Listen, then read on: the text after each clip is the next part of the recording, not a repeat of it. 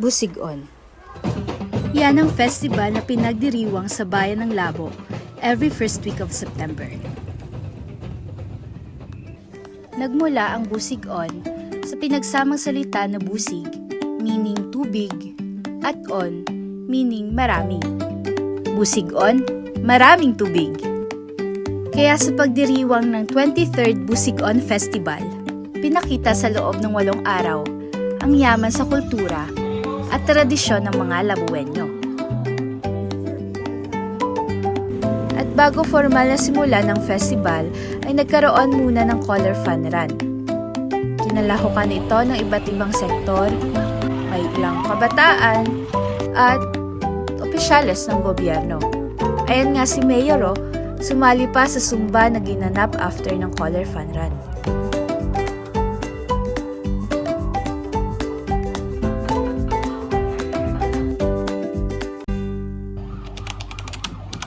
Sa unang araw, pumunta nga pala kami ng Labo National Road para manood ng mga nagpaparade. Nandyan natin mga kapulisan, Bureau of Fire Protection, Sangguniang Bayan at iba't iba pang mga sektor. Andyan din ang ating mga naggagandahang DLC at CAT na galing pa sa iba't ibang school.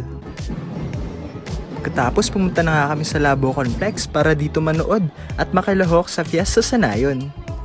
At syempre dahil gutom na kami, target lock Dami pa nga pala dito iba't ibang mga potahe sa bawat booth. Meron din kami mga coupon na ginagamit para makabili ng iba't ibang klaseng putahe sa mga to.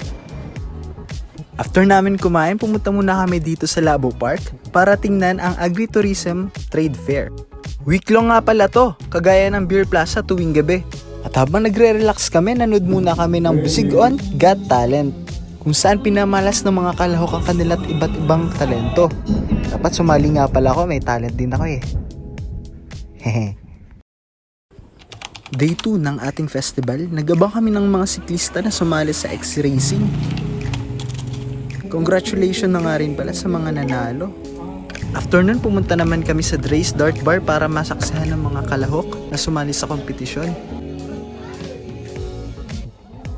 At nang sumapit ng gabi, pumunta na ulit kami sa Labo Sports Complex para manood ng Search for Little Miss Princess. Pati kami napacheer na sa sobrang tuwa. Day 3, Manide Day, Festa Balikatan. Nilaan ang araw na to para sa mga kababayan nating Manide. Nagkaroon sila ng laro ng lahi, community service, at kasalang Manide. Sa kabilang panig naman, nagtagisan ng iba't ibang barangay sa kanilang kasanayan sa disaster risk reduction. Dinaos naman ang 17th anniversary of Museo de Labo at nagkaroon din ng Busigon Quiz and launching of Kasaysay Volume 2. Day 5, Todo Day! Nilaan naman ito para sa masasipag nating tsuper. Nagkaroon sila ng sports fest na nilahukan ng iba't ibang tricycle organization. Inabangan na nga rin pala namin ang pag-uumpisa ng search for binibining tsuper. Inagahan namin dyan para makahanap kami ng magandang pwesto at makakuha ng magagandang shots.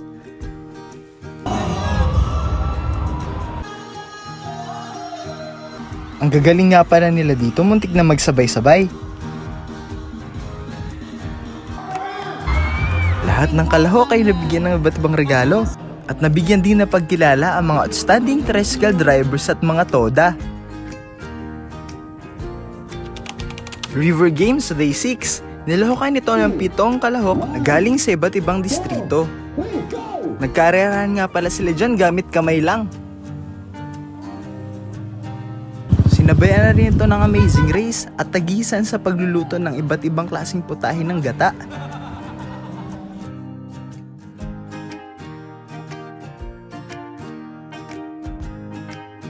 Sa 7th day, ito nang inaabangan ng karamihan, ang Street Dancing Parade.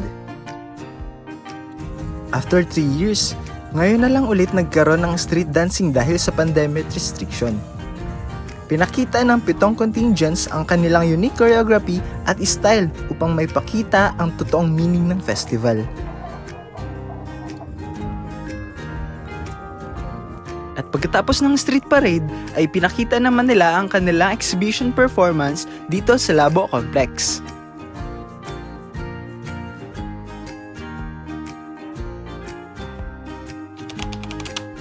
At para sa huling araw, nagkaroon ng Thanksgiving Mass sa umaga na sinunda naman ng Barangay Night sa gabi. Ito ay pagpupugay para sa mga barangay sa bayan ng Labo.